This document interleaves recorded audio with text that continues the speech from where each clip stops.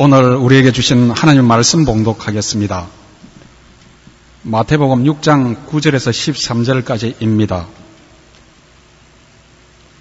함께 봉독하겠습니다. 그러므로 너희는 이렇게 기도하라. 하늘에 계신 우리 아버지여, 이름이 거룩히 여김을 받으시오며 나라가 임하시오며 뜻이 하늘에서 이루어진 것 같이 땅에서도 이루어지이다. 오늘 우리에게 일용할 양식을 주시옵고 우리가 우리에게 죄 지은 자를 사하여 준 것 같이 우리 죄를 사하여 주시옵고 우리를 시험에 들게 하지 마시옵고 다만 악에서 구하시옵소서. 나라와 권세와 영광의 아버지께 영원히 있사옵나이다. 아멘. 계속해서 주기도문에 대해서 말씀을 나누도록 하겠습니다. 방금 우리가 봉독한 이 주기도문은 하나님의 심오한 뜻이 다 담겨져 있습니다. 오늘은 주기도문의 두 번째 강구인 나라가 임하시오며 라는 구절에 대해서 말씀을 나누도록 하겠습니다. 오늘 본문에는 핵심 용어로 한 단어가 나오는데 바로 나라라는 말입니다. 우리는 나라라고 하면은 한국, 미국, 일본, 중국, 러시아 등 이런 나라를 떠올릴 것입니다. 나라가 형성되려면은 반드시 세 가지 요소가 있어야 합니다. 바로 주권과 국민 그리고 영토입니다. 이 세 가지 중에 하나라도 없으면 제대로 된 나라로 취급받지 못합니다. 그런데 이 주권은 통치권을 의미합니다.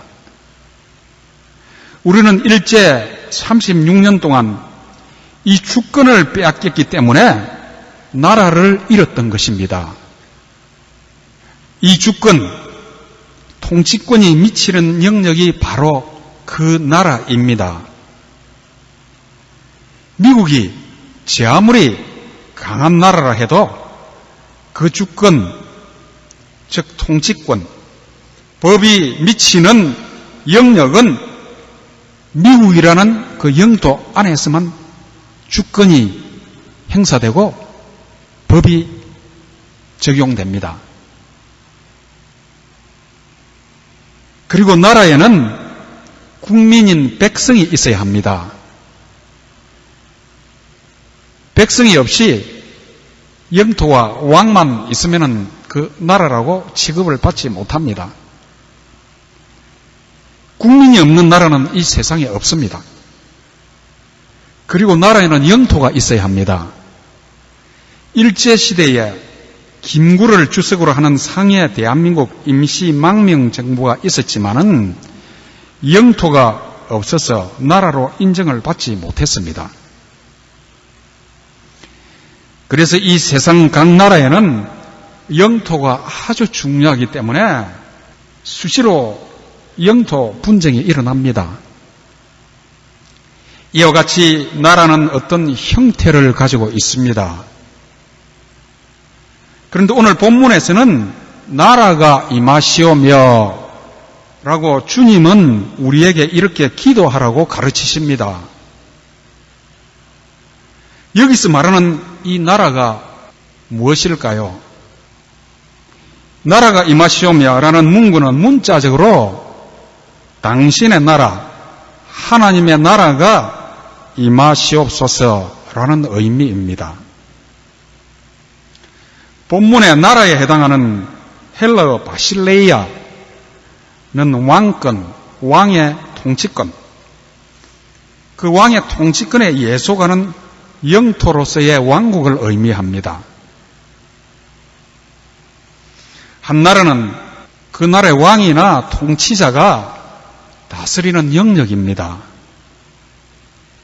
과거에는 절대 군주가 다스렸지만은 요즘에는 민주주의 국가는 그 주권이 국민에 있기 때문에 국민이 선출한 최고 지도자가 통치를 합니다. 따라서 그 나라는 왕이나 통치자가 다스리는 영역입니다. 하나님의 나라는 하나님의 주권이나 통치권이 행사되는 영역입니다. 하나님의 나라의 성격은 인간의 마음에 임하는 하나님의 통치를 말합니다. 하나님 나라는 복음이 전파되면서 확장되고 그리스도의 재림, 다시 말씀드리자면은 그리스도의 다시 오심, 그 재림과 더불어 그 완전한 실현이 이루어집니다. 그리고 하나님 나라는 천국, 즉 하늘나라는 의미로도 사용이 됩니다. 하나님은 천지 만물에 대하여 그 창조주로서 절대적 권능과 통치권을 행사하십니다. 여호와께서 통치하시니 백성은 떨지어다. 이런 고백이 유대, 히브리 시인들과 선지자들의 일관된 그런 고백이었습니다.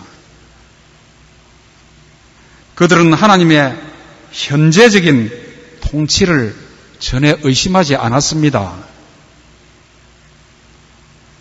시편 103편 19절에서 다윗은 여호와께서 그의 보좌를 하늘에 세우시고 그의 왕권으로 만유를 다스리시도다 라고 노래했습니다. 우리 그리스도인들은 나라가 임하시오며 라고 기도하는 것은 사람들이 믿든지 안 믿든지 원하든지 원치 않든지 하나님이 만유의 주인이심을 고백하는 것입니다. 그러나 인간과 모든 피조물이 최고의 주님과 종속관계를 유지하고 있다고 하여도 그것으로 족한 것이 아닙니다. 창조주와 피조물로서 인간과 모든 만유가 하나님의 그런 관계로 형성되어 있는데 이 하나님의 나라라는 의미는 그런 관계에서 한 차원 더 높이 올라간 관계를 의미합니다. 시편 기자가 노래한 대로 이 세상에 충만한 모든 것들이 하나님의 통치를 받는 가운데 기뻐하는 것은 사실이지만은 그러한 통치가 인간에 대한 하나님의 통치의 전부라고 할 수가 없습니다. 인간의 모든 행위가 하나님의 섭리의 영역을 벗어날 수 없지만은 그러한 통치로서는 충분하지 못하다는 뜻이 오늘 나라가 임하시오며 라고 기도하라고 하신 그 말씀 속에 포함되어 있습니다. 바로 하나님께 대한 사랑에서 우러난 인간의 삶에서의 자발적인 복종이 반드시 필요한 것입니다. 만일 이것이 없다면 인간이 같은 피조물인 짐승보다 우월하다고 말할 수 없습니다. 짐승이 울부짖을 때 하나님은 그들에게 먹이를 주십니다. 짐승들에게는 그것으로 충분합니다. 짐승들은 하나님의 돌보심을 받지만 어떻게 돌보심을 받는지 스스로 절대 알지 못합니다. 하나님으로부터 먹을 것을 얻지만 누구에서 그것을 얻는지 알지 못합니다. 살아가지만 왜 살아가는지 그 이유를 모릅니다. 행동하지만 무엇을 하는지 알지 못합니다. 죽지만 그 죽음의 의미를 알지 못하고 언제 죽는지 알지 못합니다. 짐승들에게는 이것으로 족합니다. 그러나 우리 인간은 그렇지가 않습니다. 오늘 본문의 이 기도는 단순한 이 짐승과 같은 맹목적인 복종과 인간이 스스로 발견할 수 있는 삶의 목적 사이를 명확하게 구분해 주는 그런 기도입니다. 이 기도는 우리 인간을 사랑하시는 하나님의 뜻이 듬뿍 담겨 있습니다. 하나님의 나라는 창조주로서의 하나님의 우주적인 통치와는 다른 것이며 그보다 한 차원 더 높은 것입니다. 그러므로 사람들이 하나님을 자발적으로 사랑하고 자발적으로 복종하고 섬길 수 있는 그런 하나님의 나라가 임해야 하는 것입니다. 그것이 인간과 짐승의 차이입니다. 우리는 세상에 가득 찬 온갖 악과 쓰라린 슬픔을 보면서 이것이 하나님의 의도하신 것이 아니라고 말할 수가 있습니다.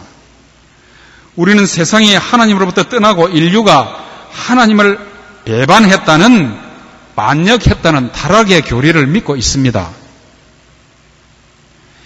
이 세상에는 하나님의 통치에 반역하여 일어난 사탄의 나라가 있습니다. 이 사탄은 세상의 신, 이 세상의 임금, 공중의 권세 잡은 자로 성경에 기록되어 있습니다. 그는 악의 나라 흑암의 왕으로서 광범위한 지배권과 추종자를 가지고 있습니다. 그는 세상의 온갖 죄악과 재난과 불행을 조장하고 있습니다.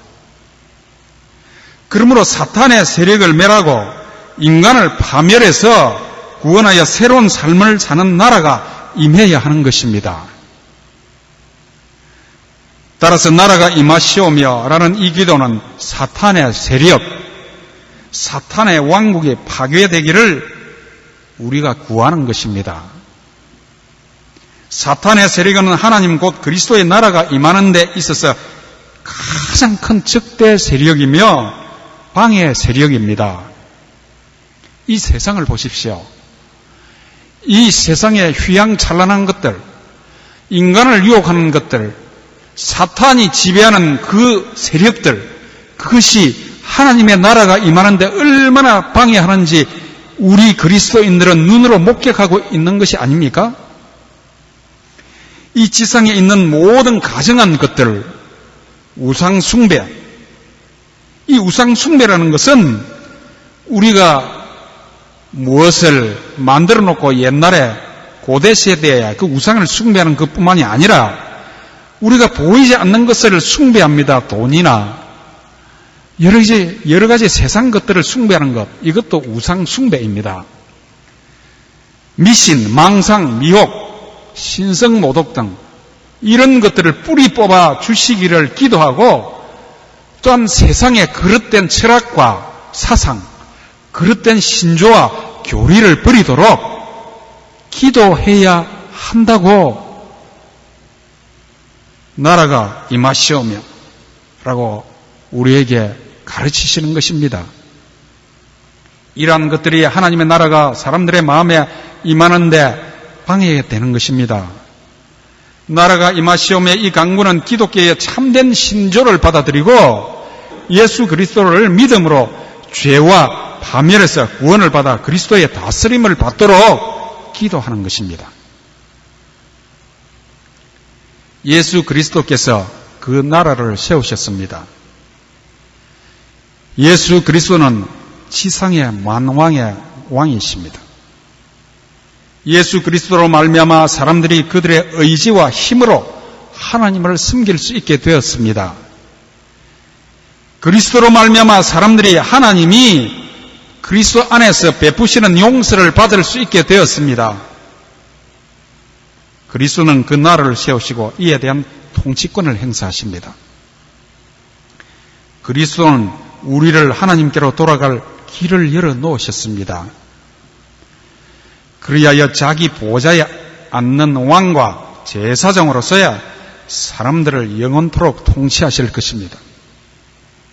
예수 그리스도는 지상의 만왕의 왕이십니다. 이는 그가 영원 전부터 기름 부음을 받은 왕이었기 때문입니다. 그러므로 우리는 세상의 유일한 소망인 그 나라의 확장과 완성을 위해 기도해야 하는 것입니다. 하나님의 나라는 사람들 중에 있으며 이 순간에도 여기 주님께 복종하는 우리 모두의 마음과 삶에 있습니다. 하나님의 나라는 오직 성령 안에서 의와 평강과 희락입니다. 이 나라는 교회에 나타나 있고 참된 그리스도인이 된 모든 사람들의 마음속에 그 마음속에서 다스리는 나라입니다.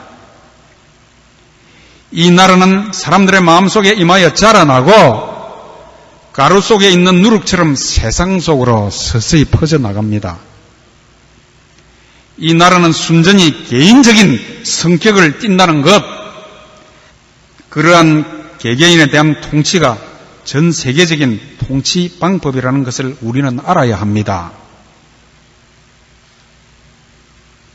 하나님의 나라는 이 세상 모든 인간의 마음속에서 구현되어야 가능한 것입니다.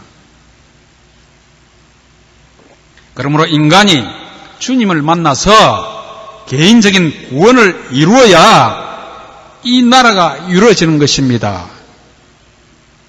우리는 이 세상이 주는 교훈을 명심해야 합니다. 세상의 질병인 만악을 치료할 수 있는 길은 예수 그리스도의 복음밖에 없다는 것을 알아야 합니다.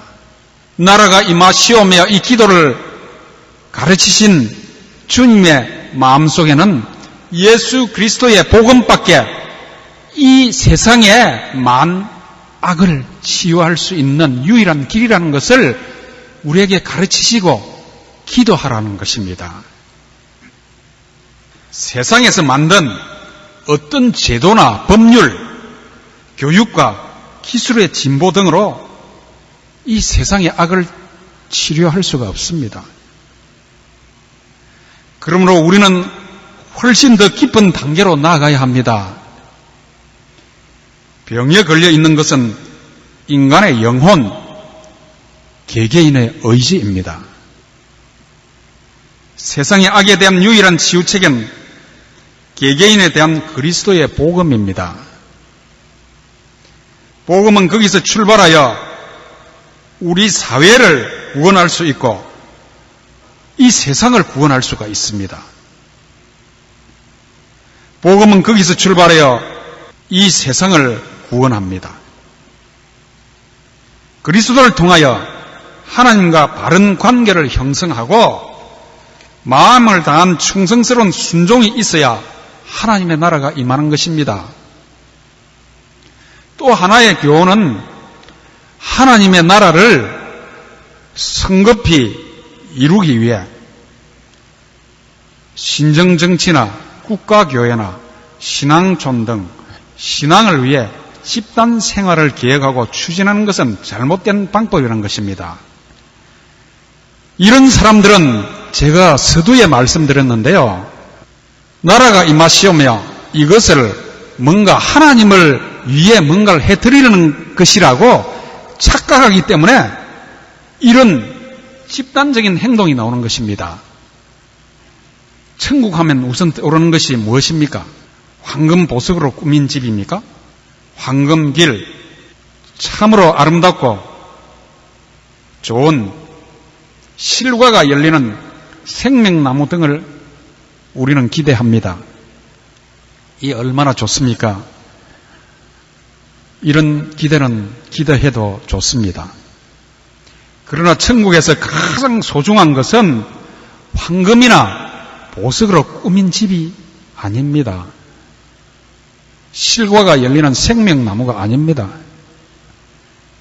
그러면 천국에서 가장 소중한 것이 무엇이겠습니까? 그것은 이미 언급한 바와 같이 천국의 왕이신 우리 주님의 다스리심입니다. 주님이 내 마음을 다스리면 내 마음이 천국입니다. 나라가 임하시오며 라고 기도할 때 주님이 우리를 다스려 주시기를 이렇게 기도하십시오. 주여 내 마음을 다스려 주시고 주여 내 생각을 다스려 주시고 주여 내 지혜를 다스려 주시고 내 판단을 다스려 주시고 주여 내 의지를 다스려 주시옵소서. 주여 내 경험을 다스려 주시옵소서. 그리하여 내가 주님의 말씀에 완전히 순종하게 하옵소서 라고 기도하십시오. 하나님께서는 이 기도를 기뻐 받으실 것입니다. 주님이 우리 가정을 다스리시면 우리 가정이 천국이 됩니다. 주여 우리 자녀가 예수님을 잘 믿고 예수님의 다스리심을 받게 하시옵소서 라고 기도하십시오.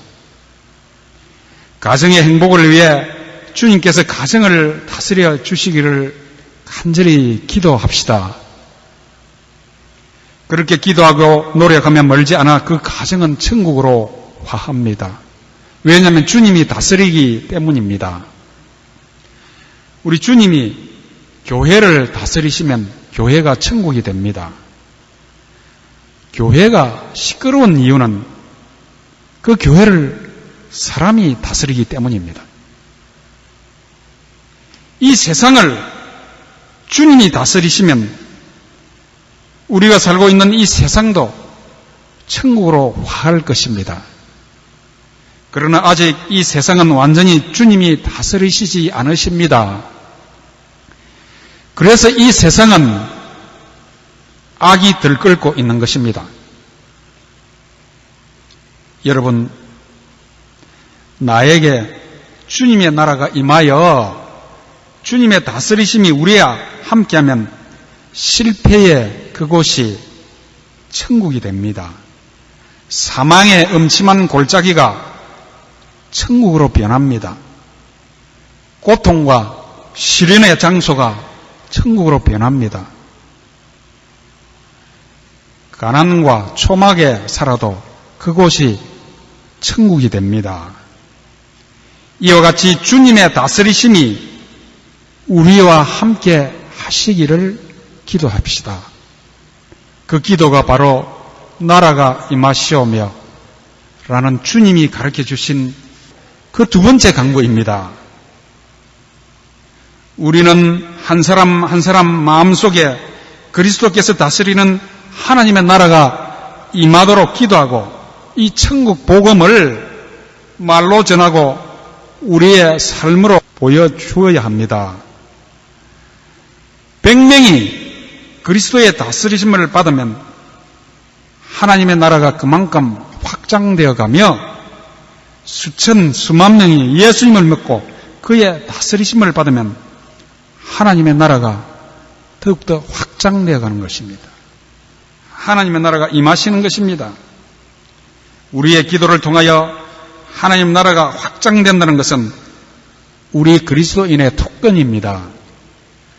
우리가 입을 열어 기도할 때마다 하나님의 나라가 확장되어 간다는 사실은 정말 놀라운 사실입니다.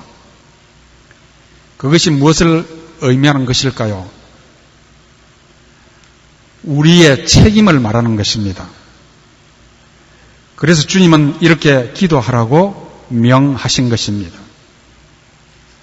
우리는 그 나라의 외적 성장과 확장을 위해 기도해야 합니다. 이 기도에는 세상이 잘못되어 있다는 확신, 하나님의 나라가 이 세상을 바로잡을 수 있는 유일한 수단이라는 확신, 하나님의 나라가 이 세상을 바로잡을 것이라는 확신이 이 기도 안에 있습니다. 사람들은 어떤 위대한 구원 수단에 의해서 어떤 새로운 사회 개혁 방법에 의해서 악을 없애고 부정부패를 없애고 보다 정의롭고 보다 좋은 세상, 즉 유토피아를 꿈꾸며 기대해 왔습니다. 공산주의가 그렇지 않습니까? 오늘날 어느 나라나 정치인들의 구호가 그렇지 않습니까? 그러나 사람들은 이러한 희망이 좌절되는 아픔을 번번이 겪어왔습니다. 그러나 사람들은 이런 제도가 뭔가 해결해 줄 것이라고 그렇게 믿어왔습니다. 오늘날 어느 나라나 어떤 제도를 바꾸면은 뭔가 근본적인 변화가 올 것이라고 생각합니다. 물론 정치인들의 구호 중에 잘못된 제도를 바꾸면은 그런 근본적인 변화는 기도할 수가 없습니다. 그런데도 아직도 사람들은 이런 희망을 버리지 못하고 있습니다. 사라질 줄 모르는 이 고질적인 기대야말로 과거의 모든 노력이 수포로 돌아갔음에도 불구하고 세상이 언젠가는 더 나아지고 좋아지리라는 굳은 그런 신념이 인간들의 마음을 아직도 지배하고 있음을 알 수가 있습니다. 우리 그리스도인이 기대하는 것은 어떤 새로운 사조나 방법의 출현이 아닙니다. 그것은 예수 그리스도로 말미암아 이 땅에 천국이 임하고 그분의 복음이 전파되면서 하나님의 나라 곧 천국이 확장됨으로써 실현되는 것입니다. 우리는 이 나라의 주권 곧 주님의 다스리심이 내 마음에, 내 가정에, 내 교회와 내 나라에 행사됨으로써 말미암아 보다 정의롭고 보다 좋은 내 자신, 내 교회, 내 나라로 성장 발전되어 갈 수가 있습니다. 그래야 내가 성장 발전됨으로써 사회와 국가에 긍정적인 영향을 미칠 수가 있습니다. 많은 그리스도인들이 세상은 더 나빠질 수밖에 없다고 믿고 있습니다. 그래서 보다 새로운 세상에 대한 희망을 포기하고 있는지도 모릅니다. 그러나 우리가 나라가 임하시오며 라는 이 기도를 통해서 그 나라와 그 의를 먼저 구함으로 말미암아 보다 새로운 세상을 만들어갈 수가 있습니다. 우리는 하나님의 나라의 완성을 위해 기도해야 합니다. 첫째, 우리는 하나님의 나라가 임하시오며 라고 기도할 때 이 간구는 의와 평강과 기쁨의 완전한 실현을 위해 기도하는 것입니다. 바울은 하나님의 나라는 오직 성령 안에서 의와 평강과 의라고 했습니다. 사람들이 하늘을 향한 무의식적인 울부짖음, 슬픔과 궁핍과 불의에 대한 원한의 부르짖음들을 한번 살펴보십시오. 그 울부짖음과 부르짖음들이 만군의 여호와 하나님 기천에 울려 퍼지고 있습니다. 모든 인간들이 때로는 눈물을 흘리고 무엇인가 희망을 피력하면서 부지불식간에 이런 기도를 올리고 있습니다. 그러나 우리는 이런 사람들과 더불어 의와 평강과 기쁨이 완전히 실현되는 하나님의 나라가 임하도록 기도해야 합니다. 우리 각자 자신의 죄악된 마음의 상태와 행위를 통해 자복하며 나라가 임하시오며 라고 날마다 기도해야 합니다. 둘째, 나라가 임하시오며 라고 기도할 때 이 간구는 주님의 재림, 즉 예수 그리스도의 다시 오심을 기원하는 그런 뜻이 담겨져 있습니다. 초대교회 성도들의 인사말은 마라나타였습니다. 고린도전서 16장을 보면 이 사실을 알 수가 있습니다. 이 말은 우리 주여 오시옵소서입니다. 성경의 마지막 부분 요한계시록, 그 요한계시록 22장에서도 마라나타로 끝을 맺습니다. 아멘, 주 예수여 오시옵소서입니다. 사도 요한은 예수님이 내가 진실로 속히 오리라는 약속에 대하여 이렇게 마라나타로 응답했습니다. 예수님께서는 그 나라를 완성하시기 위해 확실히 다시 오실 것입니다. 우리는 오늘 당장 주님이 오실 것처럼 삶을 살며 기도해야 합니다. 여러분, 주여 오시옵소서라고 기도할 수 있습니까? 부자나 권세자들은 이 기도를 올리기가 어려울지 모릅니다. 가난하고 고생하고 어렵게 사는 사람들은 천국을 그리워하며 이 기도를 드릴 수 있을 것입니다. 그러나 가난하거나 부하거나 역경에서나 순경에서나 그리스도인들은 저 하늘나라에서 주님과 함께 사는 그 날을 고대할 수 있어야 합니다. 주님께서 재림하심으로 말미암아 그 나라가 완성되고 거기서 우리는 의와 평강과 영원한 기쁨과 행복을 누릴 것입니다. 하나님 나라는 하나님의 통치가 이루어지는 영역입니다. 그래서 하나님의 나라의 영토는 천국만이 아니라 우리가 영위하는 이 현실 세계도 포함이 됩니다. 우리 가정이 하나님의 통치를 받아 그 뜻대로 운영되면은 그 가정이 하나님의 나라가 됩니다.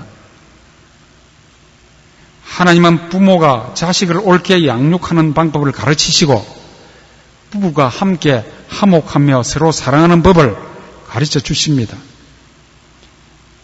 또한 자식이 부모의 마음을 이해하고 공경하고 섬기는 방법을 가르쳐 주십니다. 이 모든 것이 하나님 나라에서 하나님의 다스림 안에 포함된 일입니다. 내 마음이 불안과 초조와 염려로 가득 차서 살아가는 것은 내 마음의 왕권, 통치권이 내게 있기 때문입니다. 나는 내 인생을 경영할 힘도 능력도 지혜도 없는데 막막한 세상에서 내 힘으로만 살아가야 한다고 생각하니 어찌 염려가 없을 수 있겠습니까? 다른 사람들이 나에게 더 많이 기대하고 의지하면 할수록 이 근심과 번민과 염려는 더욱더 커지게 되어 있습니다. 그러나 내 마음의 왕좌, 주권, 통치권을 하나님께 내어드리면 내 삶이 달라집니다. 내가 살아가는 것이 더 이상 내 뜻이 아니라 하나님의 뜻대로 산다는 것을 인정하고 먹든지 굶든지 믿고 따르겠다고 결심을 하면 그 마음에 평강이 임합니다. 날마다 그분의 뜻대로 살고 판단하고 선하고 아름답게 살기를 결심하면 놀라운 인생의 비전과 소망이 생깁니다. 이것이 바로 하나님이 주시는 것입니다. 그 누구도 빼앗을 수 없는 오직 하나님께서만 주실 수 있는 기쁨과 평강, 즉 하늘나라가 내 마음에 임하는 것입니다. 주기도문을 통하여 나라가 임하시오며 라고 우리의 입술로 고백할 때마다 우리는 이 사실을 기억해야 합니다. 내 삶의 주권은 하나님께 있다. 내 가정과 일터와 내가 살아가는 세상의 주권은 하나님께 있다. 내가 그 하나님의 뜻을 따라 살아가면 가장 아름답게 살아갈 수 있다. 내가 그 하나님의 주권을 인정하고 그 앞에 순종하면 내가 살아가는 삶에 그 나라가 임하는 것이다. 이런 마음으로 나라가 임하시오며 라고 기도하는 여러분이 되시기를 주님의 이름으로 축원합니다. 그리하여 여러분의 삶에서 날마다 천국을 경험하는 여러분들이 되시기를 축원합니다. 그리하여 우리와 같은 이런 복음을 듣고 변화되는 사람들로 인해서 이 세상이 더욱더 살아갈 수 있을 만한 더 살기 좋은 세상으로 화하기를 주님으로 이름으로 축원합니다. 기도하겠습니다.